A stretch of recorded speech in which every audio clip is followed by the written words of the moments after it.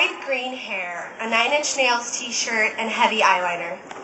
The first day of 8th grade was perhaps as awkward for some of you as it was for me. Well, maybe not quite as awkward. I like to think that junior high was just as strange for all of you as it was for me. Regardless, I still sometimes go visit Mrs. Melissa Martin, my 8th grade English teacher, who, regardless of my shy demeanor, saw something in me that no one else had. While I visited, she jokingly recalled my first day of 8th grade. I had forgotten about the question that she had asked. What's one fear you have about my class? I had forgotten that I had scribbled, I'm afraid I'm not smart enough to be in here. I had forgotten my fear of being in an advanced class. For me, the choice to take a risk and take a class that I felt was so beyond my reach was daunting. Perhaps it doesn't seem as important now as it did then, but isn't that true of all of our choices? Isn't that true of all of the seemingly unimportant things we do? As young graduates, many of us may become overwhelmed by the choices we must soon make. Choices about college and careers, roommates and relationships, moving out and making out. But the most important decisions we will soon make will be our decisions to change the world. World-renowned peace advocate Mohandas Gandhi once wrote, "In a gentle way, you can shake the world." The world that Gandhi so radically shook was much different from the constantly changing world we inhabit today. But in some ways, it is very much the same. Today, we are met with 2 wars, ongoing violence, and a global financial crisis. But we are also met with the immense capacity to modify the world, unlike anyone, even Gandhi, could have foreseen. To begin to shake the world, we must make the choice to move past our failures, acknowledge our victories, and begin to act.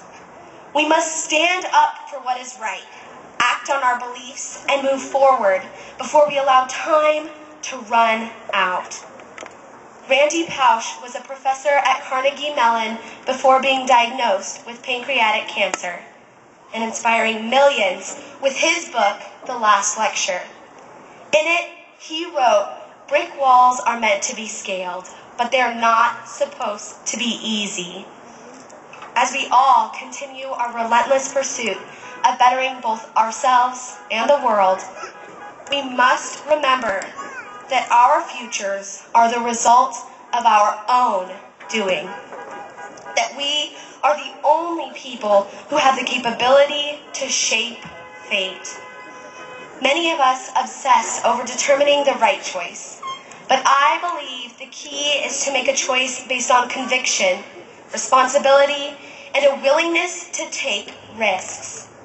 Let our choices, our actions, and the risks we take express our priorities.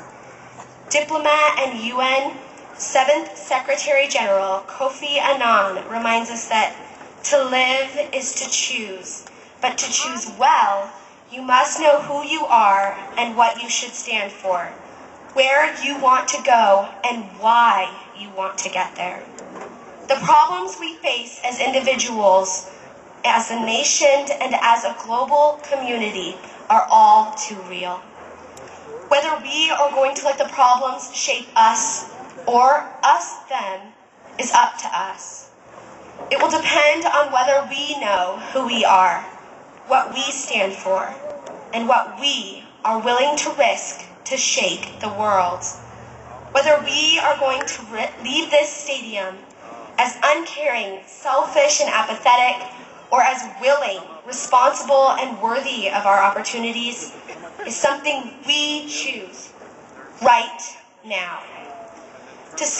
To simply recognize that we are lucky to have the opportunities we have been granted and lucky to live our lives is not enough.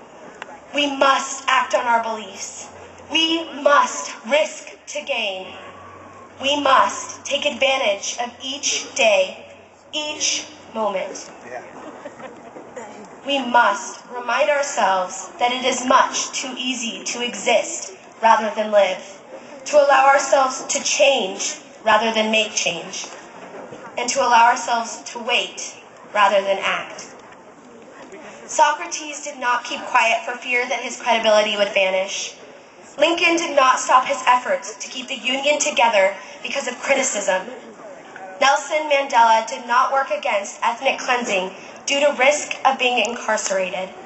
So today, I implore all of you to ask yourselves something I so regularly ask myself. How do your actions account for your convictions? The choices we have no option to face begin today, tomorrow, and every day after. To make the choices count, we must believe in them.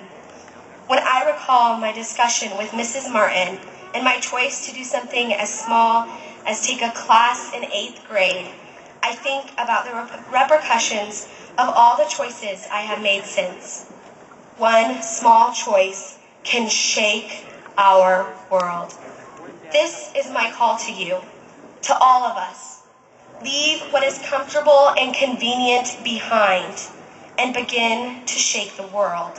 Shake the foundation of everything we know and make choices that will make the world a better place, that will make you a better person, and that will move us all forward. As we release ourselves from our tendency to become apathetic, tired, or hopeless, let us remember that we find ourselves in a constantly changing world, and we are the only ones who can change it for the better, and only we, as individuals, can gently shake the world.